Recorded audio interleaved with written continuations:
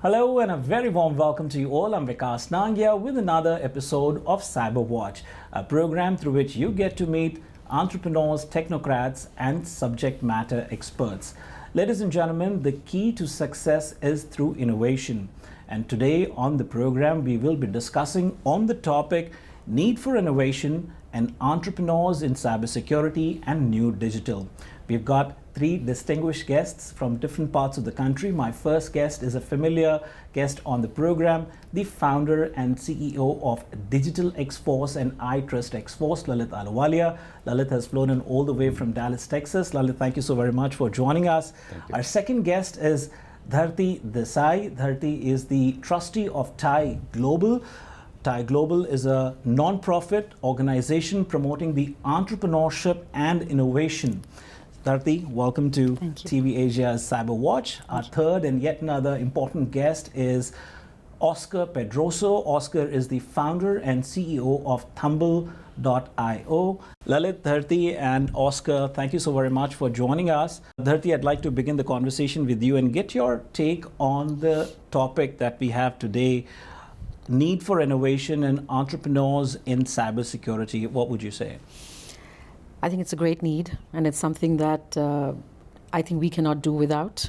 Doesn't matter whether you're sitting at home, whether you're a student, whether you're a business person, a corporate person. I think it's a very, very big need. Being a part of TIE, I get to see a lot of great new ideas, innovation, and entrepreneurs of all shapes and sizes from 14 countries, more than 60 chapters worldwide. As you mentioned, it's a not-for-profit that fosters entrepreneurship, very, very keen on innovation. It was started in Silicon Valley, but it's now morphed into so many different forms. I think it creates an environment for an entrepreneur to really take that idea to fruition. Right. With a lot of help from the network. It's a global network, as I mentioned. But without innovation, and if there is no fostering of that innovation, it's very hard for an entrepreneur to survive. Right. And so we help in that journey through our various pillars and all the chapters. TIE New York is a very big chapter. There's TIE New Jersey as well. Yeah. And so the idea is that we are able to really fast track the next innovator and the next game changer from our ecosystem worldwide. Yeah. Oscar, while you express your thoughts on our topic today, in addition to that, I also wanted to get your take on why innovation is so important. I look at innovation as a way to solve problems that are current and finding efficient ways to solve them. I'm reminded of my time as a child. I used to break things because I was naturally curious about what they were made of. Mm-hmm. And as I got older, I realized I was really interested in robotics. Mm. And what I particularly liked about my time on the robotics team in school was that we were always given a challenge and we had to innovate and find a solution. And now that whole process to go from identifying the problem and then solving it, it's quite the adventure. But it was interesting when you were able to then compare with other students in the room. Right. How innovative each of us were. Everybody had a unique point of view, and there wasn't really a right or wrong solution. It was more the creativity aspect and what we took away from it at the very end. Yeah. And the actual challenges ranged anywhere from medicine to transportation. I mean, limitless challenges there. Right. But I think that piece, what you take away from it and how you can apply it in other areas is probably the key factor there. Yeah. Lalit, what would you say? Innovation and entrepreneurship in the world of cyber, it goes without saying you cannot survive. There's not an option. Mm-hmm. And let me take an example. We talked about AI in multiple episodes. Right. There's not a conference that we go to where AI, artificial intelligence, is not a topic of discussion. Right. How did AI come to fruition? It was innovation, the creativity, how you can do things much faster, more efficiently, with higher productivity. Think of the cyberspace too. Our cyber attacks, they're getting more and more sophisticated. Joe Cleveland talked about one of the most sophisticated phishing attack. Yeah. How they were able to impersonate people. Now, the bad actors, if you really want to take a good example of innovation and creativity, they're creating new techniques every day. Yes. And hence why also we need white hat ethical hackers, or like we need like community that is able to think same way and create the solutions which are creative and innovative and stay ahead of those bad actors. Right. Especially when the impact is monumental. I want to get a reaction of Dharti again, especially at TIE when you interact with group of people. I'm sure there's a constant buzz about artificial intelligence, innovation, and the best part is that you are a group of like-minded people. For me, the one phrase that comes to mind anytime anyone talks about AI and ChatGPT and all that is happening, LLM, it's like the wild, wild west. No one knows a lot, but we all don't know a lot. So I think it's going to be a really interesting evolution. And as Lalit was saying, I think without understanding, tech, cyber, data is a big piece of this. Obviously, we're seeing so much is coming out already, right? From a privacy standpoint, and customers want to really protect what they have, of course, but it's all out there. Now, is the human capable of, filtering through that data, or do we need a machine to do that? Yeah. So I think these conversations are going to evolve really rapidly. And obviously the big companies are doing what they do really well. But from a TIE perspective, we love the ideas that come out of it, the innovation, and how far that goes. So we are tracking that journey. Entrepreneurship is a very lonely journey. We all know that. So we're all lonely together, if that makes sense. So we're learning a lot as we go. Lalit? See, I think because we all have to really understand the fundamentals of innovation and entrepreneurship. And then, of course, how they're tied to the new age solution, and cyber is being one of them. AI is another thing. There are multiple ways. Anything which takes digital form, and we talk in context of cyber, it requires that innovation. There's no two other ways to say and talk about it, right? But now look from a little different lenses, okay? Today, money is a big driver behind a lot of this innovation and all. Absolutely. A lot of the companies are coming with new tech, new modes of doing things because there's financial rewards associated with that. But is that really the only thing that will really keep us thriving? Because they're part of the workforces that are really not participated as actively in this innovation and the entrepreneurship journey as some other segments are. And those some segments are the younger entrepreneurs, the high schoolers, the university. They not be taught, they should be asked to participate and create something new. Women, the EQ element, the emotional quotient, and psychology, and also really having to participate in this new age solution. We're missing a big segment right now, which is not contributing as actively to the innovation and entrepreneurship. Right. And why that is important? Because in order to really tackle this cyber threat landscape and the new age digital forms and the risks, you'll have to start looking from all different angles. Sure. Before we head out for the break, Oscar, I want to get your reaction as well on this. Definitely. I think Dharti really hit it on the nose here. It's the wild, wild west for sure. I think, what's that common saying? People fear what they don't understand. And so whenever we have a conversation about AI with a teacher, because we do a lot of work with schools, we work with teachers who feel like students more know about technology than they do. So if you bring up AI, they're already running out the door. Right. But I think if you can help clarify and elaborate how AI can actually improve the work that you do in the classroom, then I think you can start to generate some comfort there. But it takes time, for sure. Right. I think once they see the value of what AI can do, and it doesn't necessarily involve students cheating on an essay using ChatGPT. Right. There's a whole world of different, lots of benefits that AI could do for people like teachers who are trying to educate kids about AI, different careers, right? So I think it's going to take time, but we're seeing more and more people get comfortable with the idea that AI is here. Well, it's time for us to take a quick short break over here. On the other side of the break, ladies and gentlemen, we'll continue to talk about innovation, but also we'll lay emphasis on women entrepreneurship. We'll be right back after these messages.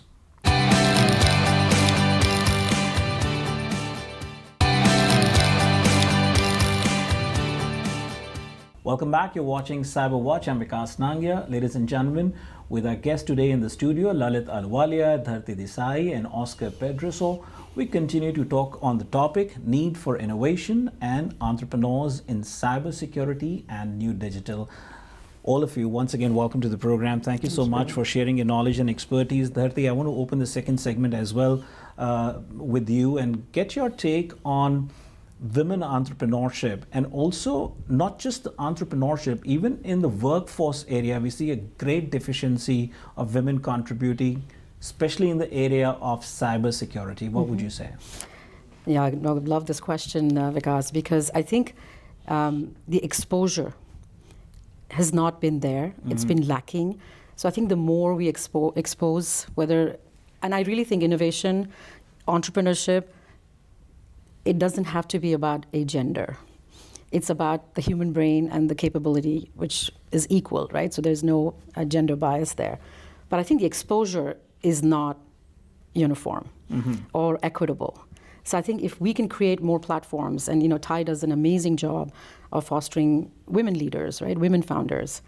Earlier, the exposure, even for children, is the key, because that awareness really allows you to think beyond and think outside the box. So if we can create environments or have platforms that foster this kind of thinking, I think it'll go a long way in drawing out the talent that's hidden, right? Because it's not about men versus women. It's about men and women. It's about inclusivity. It's about inclusivity. Yeah, absolutely. Oscar, what would you say? 70% of all new jobs are going to require a skill in either computer science or IT, and I'm going to put cybersecurity in there as well. But only 30% of schools have a program that teaches these type of skills. So I think the other thing is, what are we doing at a policy level to try and get schools aware that these skills are needed in the workforce before it's too late?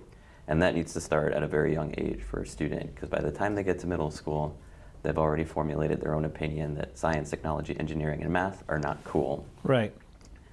And so what we're trying to do is lower the barrier for students to learn about these skills so they can at least be aware of what kind of career paths they can go down.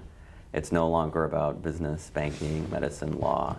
There's a whole world of careers out there that even I don't even know about.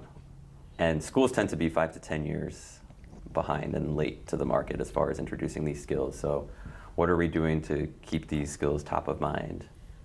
That's an ongoing evolution, and it's going to vary from region to region and across the globe.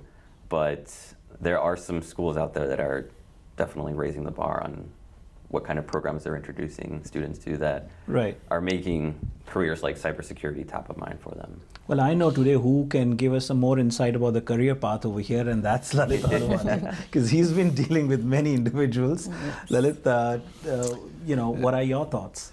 So I think because you started with the need for more women entrepreneurs, right? And I will probably even go on a record saying the reason why we are behind in the areas like digital or cybersecurity, because we don't have enough women, entrepreneurs or leaders or technocrats in this space. Yeah. And until we solve that problem, really doesn't matter how sophisticated we keep becoming in this space, we'll still be behind. And if you look at the history of humankind, anywhere in any field where the women were left behind, that field is doomed. That's given. So what do you make believe the cyber and the digital will really flourish when the women entrepreneurs and the women contribution are going to be there? Then comes a part two of that, how early can it start? I think we have a stigma that's given. For example, nurses, we associate with women. That's where the nurses belong. Correct. Flight attendants, again, pilots is men. We have those, the stigmas which will come in our mind. Sure. We got to break that because it's already happening, and we need to start breaking that even in the field of cybersecurity. And that will start when everything starts at an early age. I started programming when I was in 5th grade, right? Nobody taught in anything. I was just kind of doing them. And I think at that age, at that early an age, everybody feels free. They want to learn. And when they give them that exposure in the same format, you will start seeing the evolution. Like there will be women, like girls and boys, both equally coming and challenging the status quo. Right. Then you get into like the high school. At high school, you need to not only like, have competitions around debate competitions or robotics, grade like everything, and then reward and promote the girls and the boys. We had like this thing called Digital Divas very recently. Right. I was astonished. There were like over 250 girls coding and competing, and some of the results they produce, maybe I sit today and ask my programmer, like who's been 10 years experience, will not be able to produce. Right. What did that tell you? That was just a matter of opportunity and exposure given. And I was lucky to like really participate in one of the global summits with Thai, where I was the judge for the finals, the women competition. Right. I learned personally, not as a judge, I was learned personally, wow, this is great innovation, great thought leadership, the way they're presenting, the way they're challenging the status quo. Right. It's for anyone and everyone to learn, big lessons. So it goes without saying, you cannot really survive the new digital age and the age of cyber threat without having women, entrepreneurs and leaders with us. So what more needs to be done for early exposure so that they're introduced at the young age and that becomes part of their lifestyle? I'll start with you, Oscar. Yeah, education starts at home, but if that's not there, then definitely school is the next place where there needs to be some kind of exposure. So this needs to be included in the school education system. It has to be a priority in the whatever the agenda is for the curriculum.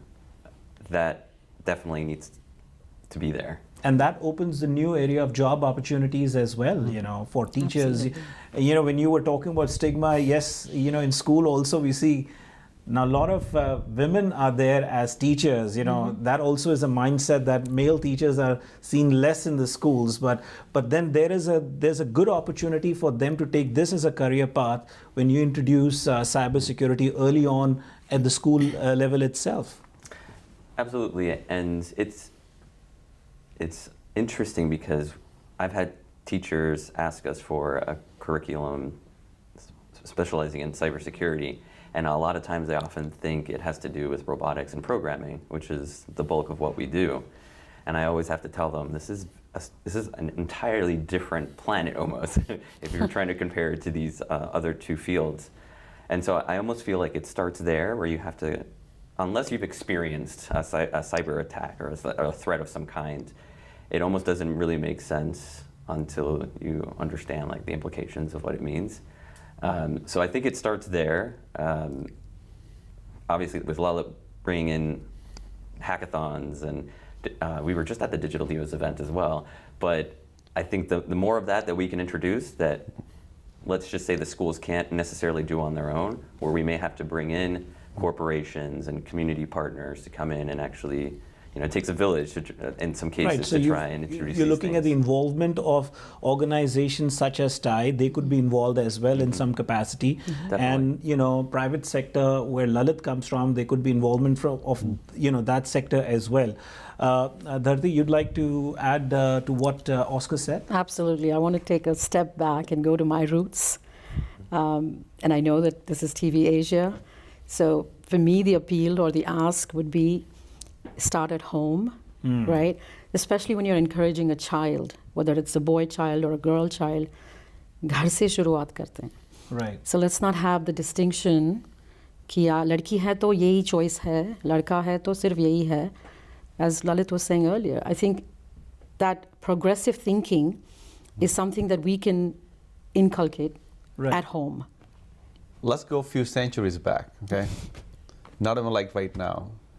Go to Japan, you have the concept of samurais. They were taught those skills from the ground up level, right? Even if you go to back in the before Christ BC and other things, you will see the education was imparted. Right. Both even shastra means weaponry. Correct. Back in the days to girls and boys, whoever wanted to. Right. And those skills were not taught when you were grown up. Right. They were taught right away as you can gain consciousness. Right. What is so different about the digital era? Those skills needs to be exposed to this one. Now comes certain segments like stigma. We have this beauty competitions for the girls, okay, who's going to be the miss this, miss that. Why can't you have digital diva competitions and let them like really come out there? That's a great idea. Bring that up, and then they will like want to participate, like, you know, to break the same things. In the same way, create like, you know, the code ninjas or digital ninjas, and hey, I want to be like, you know, the one who can really be the, you know, the warrior of tomorrow. And then comes patriotism. When you look at our armed forces, army, navies and stuff, a lot of the people which are really there and serving the country are because of the patriotism. Create the same sense of digital patriotism. And that would be another way to like call for action, people like want to cling to. So there are multiple ways we can make it very rewarding, like, you know, very kind of intuitive for all kind of people to come. Right. So we're going to take a quick short break over here. On the other side of the break, when we return, we'll take a look at the CyberWatch News Flash and resume our conversation with our guests. We'll be right back after these messages.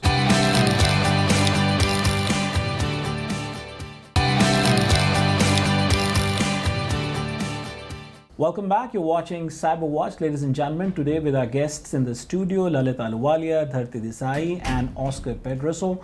We are discussing on the topic need for innovation and entrepreneurs in cybersecurity and new digital. We'll resume our conversation with all three of them, but first, let's take a quick look at the CyberWatch News Flash. UN adopts first global AI resolution to protect human rights.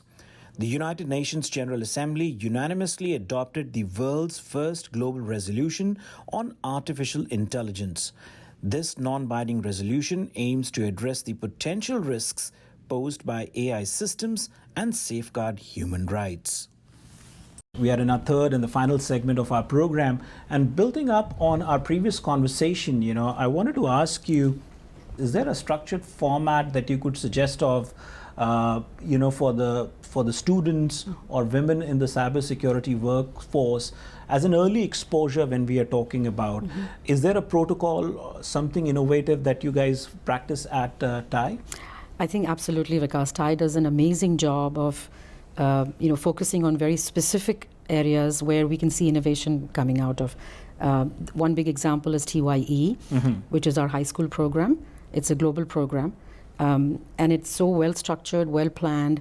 The chapters, you know, work with the local schools, high schools, encourage all the students to participate. Similarly, we have a college level program as well, TIE-U. And then for women, which is TIE Women, which Lalit was talking about earlier. But the excitement around these, and then the ability to collaborate with each other, find those mentors that you may have read about, you look up to, all of a sudden they're giving you personal time. I think the outcomes are amazing. And these are well-sustained programs that are now scaling across the globe. I think cybersecurity is required in every walk of the life, you know, whether it is legal, social, you name it. It's required in every facet of life. What is the you know, the responsibility that comes to the private institutions? What are the students, the feedback they're giving you? What are the parents, the feedback that they're giving you? Yeah, great question. I'm almost reminded of what computer science did for the space, because coding 10, 15 years ago, parents didn't really know what that was. It was rare to see a plethora of computer science classes in a school. But over time, as you see more and more tech companies flourish, then people start to realize, okay, people got to this point because they obviously had a skill set. What was that skill set? Computer science. I think we're going to see the same thing with cybersecurity as well. It's just not popular at the moment. Right. And from what we saw in the computer science world, we saw all these big tech executives who were amazing at what they at their craft, who started to then consult with schools on what was necessary for students to start learning these skills as early as kindergarten. We're starting to see that. We're seeing schools offer introduction to digital citizenship. Something as simple as what is a login and password, what is malware, what is ransomware, like all these little things. Great, right? I think that's the early exposure that we're talking about. That's right. Very good. And so parents may not necessarily know what that is, so I can understand that, but then what are we doing to make this more of a staple? And I think that's probably going to come top down, right, as far as like, hey, these are curriculum standards you need to follow, and these are the specific skills that you're going to be introducing to these kids at this specific grade level. Yeah, and innovation and entrepreneurship is an ongoing dialogue. So we definitely at CyberWatch assure our viewers that with experts such as today that we have on our program, we'll be bringing many more experts, and we will be continuously discussing on innovation, entrepreneurship, cybersecurity. All this is the need of the hour. Lalit, Dharti, and Oscar, thank you so very much for joining us on this episode of CyberWatch, sharing your knowledge, expertise with our viewers. Viewers, I want to bring to your attention that CyberWatch is powered by DigitalXForce and iTrustXForce. If you have any questions, queries, concern, or you'd like us to discuss on a particular topic, feel free to write us. You can write us at cyberwatch@tvasiausa.com. And if you want to reach out to Lalit Ahluwalia directly, Lalit, what's the best way out? Well, through our websites, DigitalXForce.com or iTrustXForce.com, or through our social media channels, whether LinkedIn or Twitter and others. We are also available. Great. Thank you all for joining us for this episode. Viewers, this brings us to the end of tonight's episode. Until next time, this is Vikas Nangia signing off. Thank you for joining us.